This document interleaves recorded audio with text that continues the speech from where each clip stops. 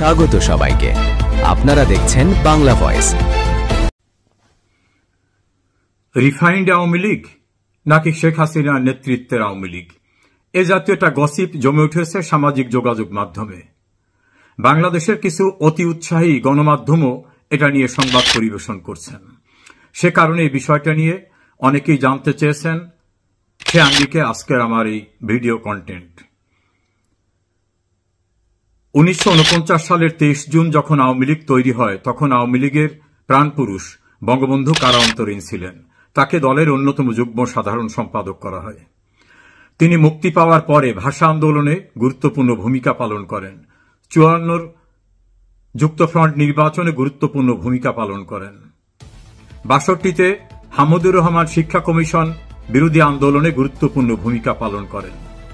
1966 সালে বাঙালির মুক্তির ম্যাগনা কার্টা 6 দফা প্রণয়ন করেন। তখনও বঙ্গবন্ধুর কিছু সহকর্মীরা 6 দফা নাকি অন্য কিছু দফা এটা নিয়ে বিভিন্ন ভিন্নতা সৃষ্টি করেছিলেন। বঙ্গবন্ধু তার 6 দফার ভিতরে সমস্ত ব্যবস্থা রেখেছিলেন, যেটা পাকিস্তানিরা ঠিকই বুঝতে পেরেছিল। তারা বলেছিল শেখ মুজিবের 6 দফা কোনো অধিকারের 6 দফা না, এটা হলো পাকিস্তান থেকে বিচ্ছিন্ন হয়ে যাওয়ার 6 দফা। তারা ঠিকই বুঝতে পেরেছিল। এর পরবর্তীতে আইবের মার্শাল্লাহ বিরোধী আন্দোলন, 69-এর গণ অভ্যুত্থান এবং এই দীর্ঘ পথে বঙ্গবন্ধু তার নেতাদের নিয়ে গ্রামগঞ্জে বিভিন্ন জায়গায় তৃণমূলে গিয়ে সাধারণ মানুষকে কনভিন্স করেছেন, বুঝিয়েছেন যে আওয়ামী লীগ কি চায়। আওয়ামী লীগ বাঙালির অধিকার চায়।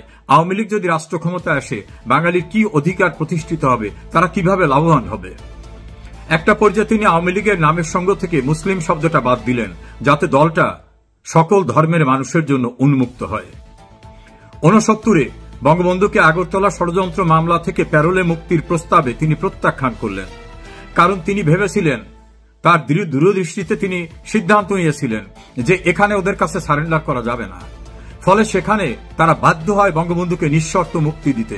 সেখানে কিন্তু বাঙালির একটি বড় বিজয় অর্জিত হয়। সে সময় কিন্তু কেউ কেউ বঙ্গবন্ধুকে বলেছিলেন যে আপনি প্যারোলে মুক্তি নেন, এবং বঙ্গবন্ধু সহ তার সহকর্মীরা তাকে একাকে পাকিস্তানে গিয়ে আলোচনায় অংশ নিতে বলেছিলেন। বঙ্গবন্ধুর দূরদৃষ্টি এত ছিল যে এখানে ওদের কাছে সারেন্ডার করা যাবে না। এই কাহিনীগুলো এ কারণে বললাম, বঙ্গবন্ধুর দূরদৃষ্টি, আওয়ামী লীগকে এগিয়ে নিয়ে যাওয়া, বাঙালির অধিকার আদায়ের যে ধারাবাহিক কর্মসূচিতে তিনি প্রাণপুরুষে পরিণত হয়েছিলেন। একটা পর্যায়ে তো কাকমারি সম্মেলনে প্রতিষ্ঠাতা সভাপতি আওয়ামী লীগ ছেড়ে চলে গিয়ে ন্যাশনাল আওয়ামী পার্টি গঠন করেন। শান্তি সম্মেলনের জন্য হোসেন শহীদ সোহরাওয়ার্দী বাইরে চলে যান। মাওলানা আব্দুল হামিদ খান ভাসানী চিকিৎসার জন্য বাইরে যান। বঙ্গবন্ধু অপেক্ষাকৃত তরুণ নেতা এককভাবে সংগঠনকে এগিয়ে নিতে গেলেন। 70-এর নির্বাচনের প্রক্রিয়ায় বঙ্গবন্ধু দূরদৃষ্টির পরিচয় দিয়েছেন, এবং তিনি তার 7ই মার্চের ভাষণে পাকিস্তানিদের সুযোগ করে দিয়েছিলেন যে আমি পাকিস্তানের মেজরিটি পার্টির নেতা, আমাকে ক্ষমতা হস্তান্তর করো, আমি সংবিধান প্রণয়ন করব, আমি বাঙালি জাতির জন্য তথা পাকিস্তানিদের জন্য যে ব্যবস্থা সেটা আমি করব। বঙ্গবন্ধু শাসনতন্ত্র প্রণয়নের ম্যান্ডেট নিয়েই কিন্তু নির্বাচিত হয়েছিলেন। তার হাতে ক্ষমতা হস্তান্তর করলে সেই সংবিধানের মধ্য থেকে তিনি পূর্ব বাংলাকে অর্থাৎ বাংলাদেশকে স্বাধীন সত্তা দিতেন। এটা আজকে প্রমাণিত সত্য। দেশ স্বাধীন হওয়ার পরে বঙ্গবন্ধু ফিরে এসে জাতীয় ঐক্যমতের ভিত্তিতে সকলকে নিয়ে এই রাষ্ট্র গড়ার জন্য বাকশাল প্রণয়ন করেন। তার দ্বিতীয় বিপ্লবের কর্মসূচি গ্রহণ করেন। সকলকে নিয়ে বড় বড় শিল্প প্রতিষ্ঠান জাতীয়করণ করেন, সমবায় ভিত্তিক ব্যবস্থার চালু করেন। তখনই বঙ্গবন্ধুকে নির্মমভাবে হত্যা করা হয়। এই হত্যাকাণ্ডের কিছুদিন পরে আওয়ামী লীগ আবার পুনর্গঠিত হয়। সাজেদা চৌধুরীর নেতৃত্বে এবং জোহরা তাজউদ্দিনের নেতৃত্বে একাধিক চেষ্টা, পরবর্তীতে মালেক উকিলের নেতৃত্বে একটা ফ্র্যাকশন, মিজানুর রহমান চৌধুরীর নেতৃত্বে আর একটা ফ্র্যাকশন, বিভিন্নভাবে আওয়ামী লীগ সুসংগঠিত হওয়ার চেষ্টা করে।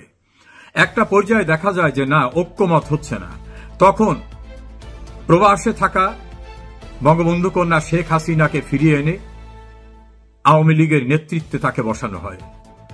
21 বছর রাষ্ট্র ক্ষমতার বাইরে থাকা আওয়ামী লীগকে তিনি সাধারণ মানুষের কাছে নিয়ে যান। অন্তত 19 বার তাকে হত্যার চেষ্টা করা হয়। বঙ্গবন্ধুর আত্মস্বীকৃত খুনিদের 2টা রাজনৈতিক দল ছিল, একটা ফ্রিডম পার্টি আর একটি প্রগতিশীল গণতান্ত্রিক শক্তি প্রগস। তারা একাধিকবার বঙ্গবন্ধু কন্যাকে হত্যার চেষ্টা করেছেন, এমনকি বঙ্গবন্ধু ভবনে তারা ব্রাশ ফায়ার করেছেন, গুলি ভেদ হয়ে মোহাম্মদপুরে গিয়ে সেখানে মানুষ মারা গেছে। এই কঠিন বাস্তবতাও কিন্তু তিনি মোকাবেলা করেছেন। 2004 সালের 21 আগস্ট তাকে বিনাশ করার জন্য আক্রমণ করা হয়, তারপর কিন্তু তিনি থেমে থাকেন নাই। অন-11 সরকার তাকে রাজনীতির থেকে বিতাড়িত করার চেষ্টা করেছে, সেখানেও কিন্তু তিনি কারো কাছে সারেন্ডার করেন নাই। এটা মাথায় রাখতে হবে যে বঙ্গবন্ধু কন্যা কোনোভাবেই কারো কাছে সারেন্ডার না করে ইন্ডিপেন্ডেন্টলি আওয়ামী লীগকে তৃণমূলের কর্মীদের নিয়ে গড়ার চেষ্টা করেছেন। আওয়ামী লীগের ভিতর থেকে অনেকে বেরিয়ে গেছেন। আমেনা বেগমের নেতৃত্বে আলাদা দল হয়েছিল। খন্দকার মোস্তাক তো বঙ্গবন্ধুর খুনি, তিনি ডেমোক্রেটিক লীগ করেছিলেন। 1991 সালে আলাদা ফ্র্যাকশন নিয়ে, বাকশাল নিয়ে মহিউদ্দিন আহমেদ এবং রাজ্জাক সাহেবের নেতৃত্বে আলাদা নির্বাচন হয়। শুধু তাই না, ডক্টর কামাল হোসেন আওয়ামী লীগের হেভিওয়েট নেতা, তিনি আওয়ামী লীগের প্রেসিডেন্ট ক্যান্ডিডেট ছিলেন। তার নেতৃত্বে গণফোরাম তৈরি হয়। জনাব মাহমুদুর রহমান মান্না ক্যারিসমেটিক লিডার, আওয়ামী লীগের সাংগঠনিক সম্পাদক ছিলেন। তিনি বেরিয়ে গিয়েও তো আরেকটি দল করেন। আওয়ামী লীগের অনেকে বেরিয়ে গেছেন। কোরবান আলী বেরিয়ে গিয়ে জাতীয় পার্টিতে যোগদান করেছিলেন। এভাবে বিভিন্ন লোক বেরিয়ে গেছেন, কিন্তু শেখ হাসিনাকে টিকিয়ে রাখছে তার তৃণমূল। এবং শেখ হাসিনা মানুষের মনকে স্টাডি করতে পেরেছিলেন। তৃণমূলের কর্মীদের কথা তিনি বুঝতেন। ধনী দরিদ্র, মধ্যবিত্ত, নিম্ন মধ্যবিত্ত, অসহায় দরিদ্র, সবার কথা তিনি বুঝতেন। এজন্য তৃণমূলের কর্মীদের কাছে অপরিহার্য নেতায় পরিণত হন শেখ হাসিনা। এই জন্য শেখ হাসিনার সিদ্ধান্তের সঙ্গে আওয়ামী লীগের নেতাকর্মীরা একাত্ম থাকে। অন-11 সংস্কারের নামে শেখ হাসিনাকে মাইনাস করার চেষ্টা হয়নি? হয়েছে। তৃণমূলের কর্মীরা কোনো মাইনাস, কোনো সংস্কার শোনেনি। তারা শেখ হাসিনাতেই আস্থা, শেখ হাসিনাতেই বিশ্বাস। মুক্তিযুদ্ধের বাংলাদেশকে ফিরিয়ে এনেছেন শেখ হাসিনা। যুদ্ধ অপরাধীদের বিচার করেছেন শেখ হাসিনা। পদ্মা সেতু, মেট্রো রেল, 3rd টার্মিনাল, 6 লেনের রাস্তা থেকে শুরু করে অবকাঠামোগত উন্নয়ন করেছেন শেখ হাসিনা। আইনের শাসন প্রতিষ্ঠিত করেছেন তিনি। গ্রামে গঞ্জে বিদ্যুৎ পৌঁছে দিয়েছেন তিনি। শহর এবং গ্রামের বৈষম্য দূর করে, ব্যবধান দূর করে তিনি প্রতিষ্ঠিত করেছেন সকলের জন্য সমান ব্যবস্থা। কাজে শেখ হাসিনার বাইরে গিয়ে আলাদাভাবে আওয়ামী লীগের নেতা কর্মীরা কোনো চিন্তা করে না। রিফাইন্ড হতে পারে শেখ হাসিনার নেতৃত্বে যে আওয়ামী লীগ আছে, সেই নেতৃত্বে সম্মেলন হলে কাকে প্রয়োজন দলে, কে বিশ্বাসঘাতক, কার কর্মক্ষমতা এখন হারিয়ে গেছে, সেটা কাউন্সিল ডিসাইড করবে। শেখ হাসিনাকে মাইনাস করে কোনো আওয়ামী লীগ হয় না, এটা হবে না। এই স্রোতের বাইরে যারা গেছে তারা হারিয়ে গেছে, তারা আবার ফিরে আসছে। ততক্ষণে আওয়ামী লীগের অনেক শক্তি তারা নষ্ট করেছে। কাজে আওয়ামী লীগের নেতাকর্মী, শুভাকাঙ্ক্ষী, শুভানুধ্যায়ী যারা আছেন, তাদের উদ্দেশ্যে আমি বলবো, কোন রিফাইন্ড না। ডক্টর শিরিন শারমিন চৌধুরীর নেতৃত্বে কোন আওয়ামী লীগ না। সাবেক রাষ্ট্রপতি আব্দুল হামিদের নেতৃত্বে কোন আওয়ামী লীগ না।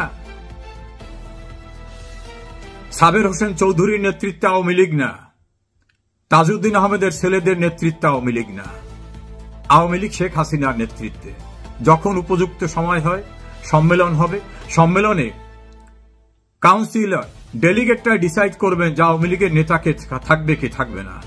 বয়সের ভারে অনেকে নুয়ে পড়েন, অনেকে কর্মক্ষমতা হারান, কারো কারো কর্মকাণ্ড বিতর্কিত হয়, তারা নিশ্চয়ই বাদ পড়বেন। কেউ তো অনিবার্য না। আওয়ামী লীগের শেখ হাসিনা ছাড়া কেউ অনিবার্য না। কাজে আওয়ামী লীগের প্রাণশক্তি তৃণমূল কর্মীরা, তারা যেটা চাইবেন সেটাই হবে। এই ক্রান্তিকালে কোনোভাবে কেউ বিভ্রান্তিতে পা ফেলবেন না।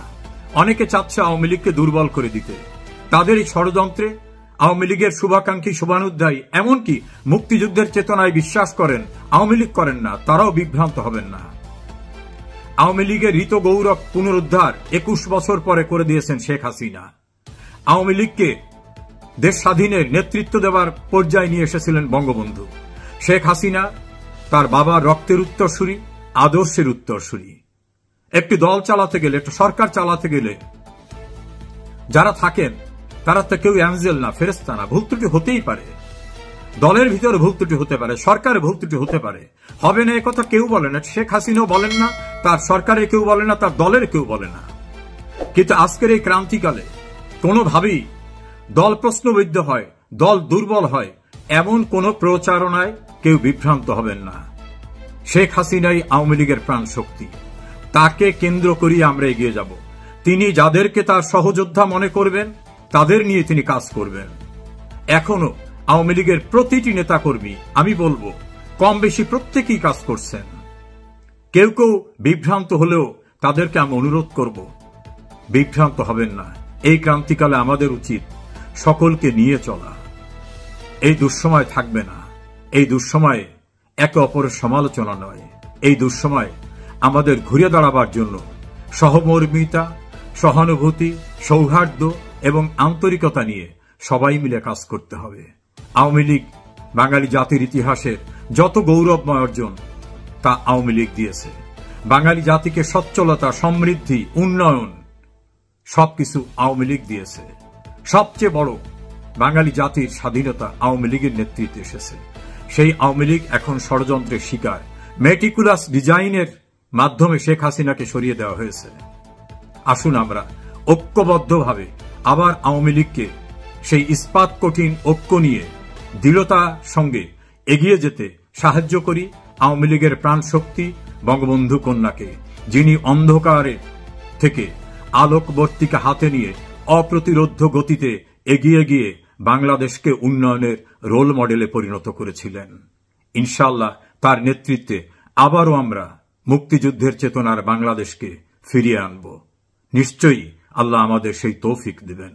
আপনারা সবাই সেই ঐক্যের কাতারে শামিল থাকুন। ভিডিওটি পুরো দেখার জন্য আপনাকে ধন্যবাদ।